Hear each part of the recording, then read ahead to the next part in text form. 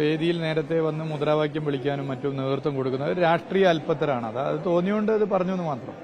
ഇനിയിപ്പോൾ എല്ലാ രാഷ്ട്രീയ പാർട്ടിയുടെയും സംസ്ഥാന അധ്യക്ഷന്മാരെ അങ്ങനെ വിളിച്ചിട്ടുണ്ടെങ്കിലും ഓക്കെ, പക്ഷെ അങ്ങനെ വിളിച്ചിട്ടില്ല. അപ്പോൾ ഞങ്ങളുടെ പ്രസ്ഥാനത്തിന്റെ സംസ്ഥാന സെക്രട്ടറി മുൻ മന്ത്രിയാണ്, MLA ആണ്, സഖാവ് MP ഗോവിന്ദൻ മാസ്റ്റർ ഞങ്ങൾക്കൊപ്പം സദസ്സിലുണ്ട്. അതങ്ങനെയല്ല. അപ്പോൾ അതൊരു ജനാധിപത്യ വിരുദ്ധ സമീപനമാണ്. കേരളത്തിൽ ഇതൊന്നും വിലപ്പോവില്ല. നിങ്ങൾ കേരളത്തിൽ എന്തുകൊണ്ട് BJP വളരുന്നില്ല എന്ന ചോദ്യത്തിന്റെ ഒരു ഉത്തരമാണ് ഇന്ന് ആ സ്റ്റേജിൽ കണ്ട രംഗം. അല്ല, അത് അപ്പത്തെ ഒരു സംഭവമാണല്ലോ. അത്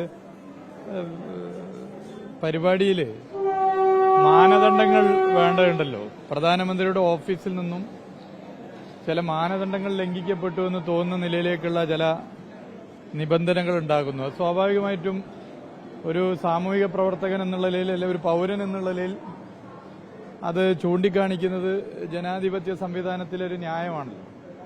ഇവിടെ സംസ്ഥാന മന്ത്രിസഭയിലെ ഏതൊക്കെ മന്ത്രിമാർ വേദിയിലിരിക്കണം എന്ന് തീർച്ചയായിട്ടും പ്രോട്ടോകോളിൽ നിശ്ചയിക്കണം.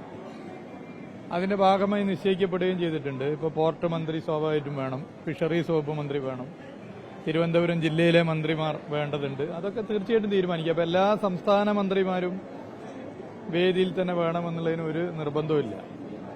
അപ്പോൾ സദസ്സിലും ഇരിക്കുക. അപ്പോൾ ഞങ്ങൾ മന്ത്രിമാർ സദസ്സിലുണ്ട്.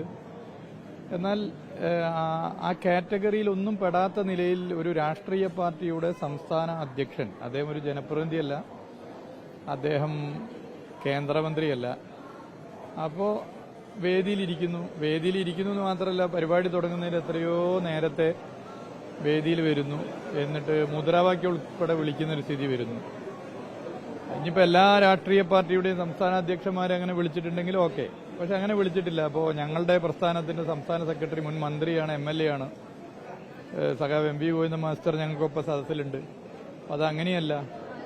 അപ്പോൾ അതൊരു ജനാധിപത്യ വിരുദ്ധ സമീപനമാണ് എന്ന് മാത്രമല്ല, വേദിയിൽ നേരത്തെ വന്ന് മുദ്രാവാക്യം വിളിക്കാനും മറ്റും നേതൃത്വം കൊടുക്കുന്നത് രാഷ്ട്രീയ അല്പത്തരാണ്. അത് തോന്നിയോണ്ട് അത് പറഞ്ഞു എന്ന് മാത്രം.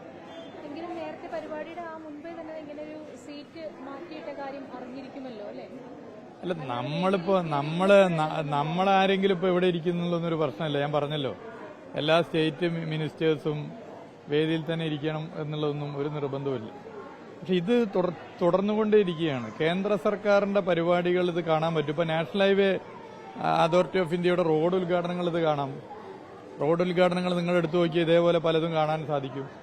ഈ സദസ്സിൽ ആരൊക്കെ വേണമെന്നുള്ളതിന്റെ പാസ് നൽകുന്നതിൽ പോലും ഇത് കാണാറുണ്ട്. അപ്പോൾ കുറെ BJPയിൽ പ്രവർത്തിക്കുന്നവർക്ക് മാത്രം പാസ് കൊടുത്ത് കുറെ ആളെ കൊണ്ടിരുന്നു. ഞാൻ 1-2 NHAയുടെ പരിപാടി ഉദ്ഘാടനത്തിന് കണ്ടതാണ്.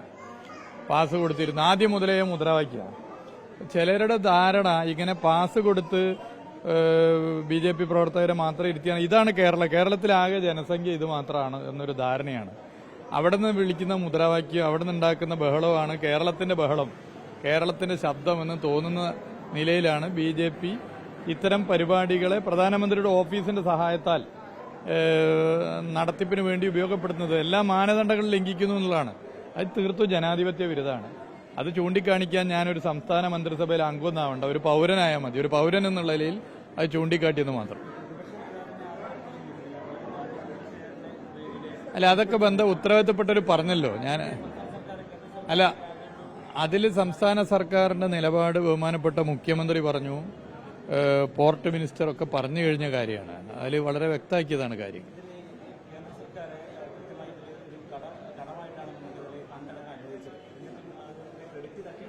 അല്ല, ഇതുകൊണ്ടുണ്ടായത് എന്താണെന്ന് വെച്ചാൽ, കേരളത്തിലെ 1-ാം ക്ലാസ്സിലെ കുട്ടിക്ക് പോലും വിഴിഞ്ഞം പദ്ധതി എന്താണ്, വിഴിഞ്ഞം പദ്ധതിയുടെ നാൾ വഴികൾ എന്താണ്, വിഴിഞ്ഞം പദ്ധതിയിൽ ഓരോ വിഷയങ്ങളും എന്താണ്, അതിലെ ഫണ്ടിങ്, അതിൽ സ്റ്റേറ്റ് ഗവൺമെന്റിന്റെ മെജോറിറ്റി റോൾ എന്താണ് എന്നൊക്കെ മനസ്സിലാക്കാൻ സാധിച്ചു എന്നുള്ളതാണ്. അപ്പം അത് തീർച്ചയായിട്ടും മനസ്സിലാക്കണല്ലോ. ജനാധിപത്യത്തിൽ ജനത്തെ സംബന്ധിച്ചിടത്തോളം ഓരോ പുരോഗതിയും ഓരോ നീക്കങ്ങളും ഓരോരുത്തരുടെ പങ്കും ഓരോരുത്തരുടെ കഠിനാധ്വാനവും മനസ്സിലാക്കണം. നാടിനു വേണ്ടി ഒരു സംസ്ഥാനത്തിന്റെ അർഹതപ്പെട്ടത് അല്ലെങ്കിൽ സംസ്ഥാനത്തിന് ഭാവിയിൽ ദോഷകരമാകുന്നത് എന്ത് എന്നൊക്കെ മനസ്സിലാക്കി തള്ളേണ്ടത് തള്ളുകയും കൊള്ളേണ്ടത് കൊള്ളുകയും ചെയ്ത ആരാണ് എന്നൊക്കെ ആളുകൾക്ക് ബോധ്യപ്പെടാൻ ഈ കാര്യങ്ങളൊക്കെ സഹായകരമായി എന്നുള്ളതാണ്. അല്ല, അതൊന്നും കേരളത്തിൽ ഇതൊന്നും വിലപ്പോവില്ല. നിങ്ങൾ കേരളത്തിൽ എന്തുകൊണ്ട് BJP വളരുന്നില്ല എന്ന ചോദ്യത്തിന്റെ ഒരു ഉത്തരമാണ് ഇന്ന് ആ സ്റ്റേജിൽ കണ്ട രംഗം. ഇത്തരം അല്പത്തരം രാഷ്ട്രീയ അല്പത്തരം നടത്തി മുന്നോട്ട് പോകാൻ കേരള, ഉത്തർപ്രദേശോ ഗുജറാത്തോ അല്ല, പ്രബുദ്ധരായ ജനങ്ങളാണ്. ജനങ്ങളെല്ലാം മനസ്സിലാക്കുന്നത്.